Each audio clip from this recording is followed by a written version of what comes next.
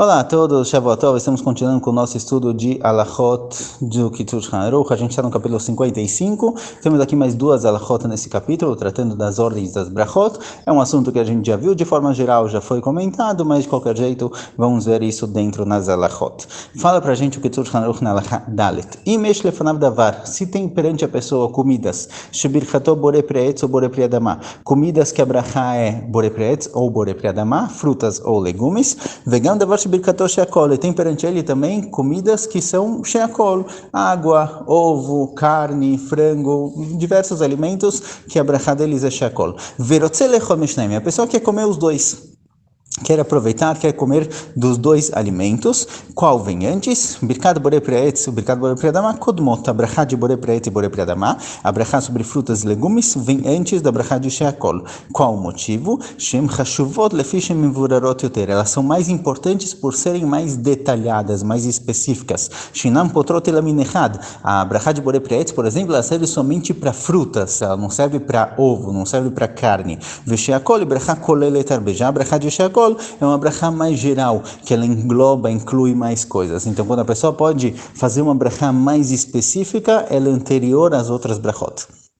O motivo disso é simples. O motivo disso a gente pode entender pensando no nosso dia a dia. Alguém que ganha um presente de uma pessoa, ele tem duas formas de agradecer. Ele pode mandar um cartão, pode mandar uma mensagem falando: uau, adorei o presente, muito obrigado. Isso é ótimo, que a pessoa tenha a karata tova, ele reconheça o bem que fizeram por ele. Isso é extremamente necessário e básico, ótimo. Mas ele pode agradecer de uma forma diferente também. Ele pode mandar uma mensagem, pode ligar, etc., falando: uau, adorei o presente que você me deu. É justamente alguém ganhou um relógio. Justamente eu estava precisando de um relógio e é a marca que eu gosto, justamente do formato que eu costumo usar. Quer dizer, quando você detalha mais o presente, quando você detalha mais como aquilo é importante para você e se dá detalhes específicos do presente que você recebeu, o agradecimento é muito mais valioso. Então aqui também com relação a brachá.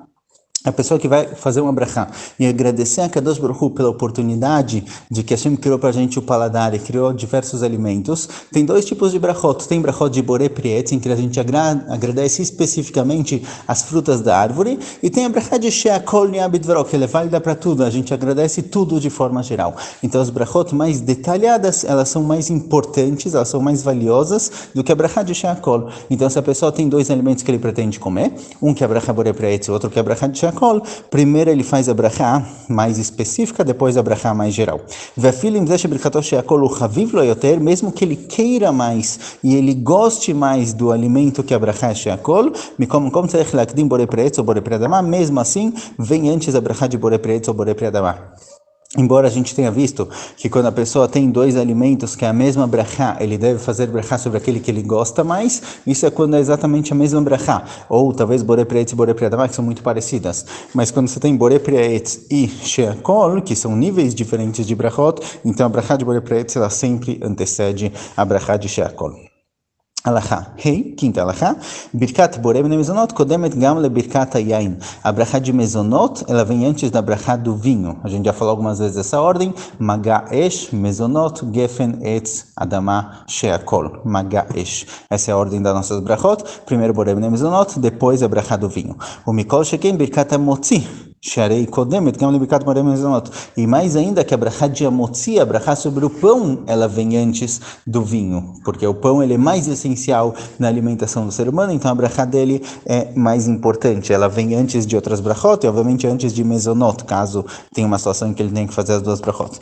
Velachem beshabat veyom tov. Por isso em Shabbat e Yom Tov, kshemekadesh al hayain tzarich lechasot et hapat shelo yireh boshto shemakdim lo birkat hayain. Por isso quando a gente faz o kiddush no Shabbat e no Yom Tov, embora de forma geral a brachá de hamotzi ela vem antes da brachá do vinho, já que no Shabbat e no Yom Tov, para que eu possa comer eu tenho que fazer kiddush, para que a pessoa possa comer à noite quando começa a festa, e ou para que a pessoa possa comer de manhã cedo, ele tem que fazer o kiddush, ele precisa santificar aquele dia. O kiddush à noite é uma mitzvah da Torá e o kiddush de manhã é uma mitzvah de Rabanan. já que ele é obrigado a fazer o Kiddush, santificar o dia, e nossos sábios decretaram que junto com o Kiddush, junto com a santificação do dia, em que a pessoa define que tipo de alimentação ele está tendo, não é uma refeição qualquer, é uma refeição de Shabbat, é uma refeição de Yom Tov, com um significado mais elevado, junto com essa brachá se faz a brachá do vinho, então nesse caso especificamente eu vou fazer antes a brachá do vinho e depois a brachá do pão. Agora, já que nessa situação, nesse momento, o pão está sendo colocado para depois, está sendo postergado, está perdendo o lugar dele de principal, então nesse caso a gente cobre o pão para fazer primeiro a brachá do vinho. Por isso, na hora do Kiddush, deve-se ter os pães cobertos para não envergonhar o pão nesse momento.